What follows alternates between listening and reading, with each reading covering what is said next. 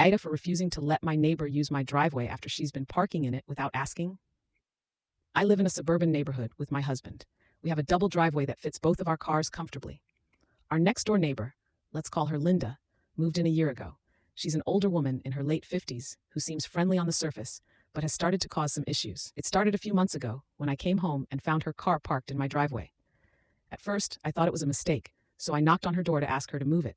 She apologized, saying she had a guest over and her driveway was full. I let it slide that time, but then it kept happening. I'd come home to find her car, or sometimes her guests' cars, in my driveway. I told her multiple times that it wasn't okay, but she'd just shrug it off and move the car when I asked, often saying things like, "It's not like you were using it right then."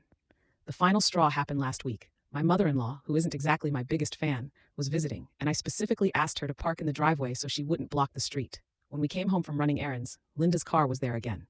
My mother-in-law was already in a bad mood and snidely remarked, "Wow, even your neighbors walk all over you.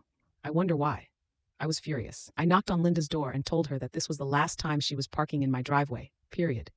She got defensive, saying I was being unreasonable since she only does it occasionally, and that it's just a driveway, not a sacred space.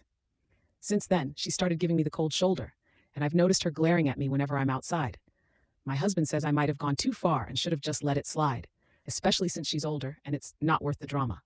Even my mother-in-law, shockingly, agreed, saying that I should pick my battles. But I feel like it's my property, and I shouldn't have to keep asking someone not to use it without permission.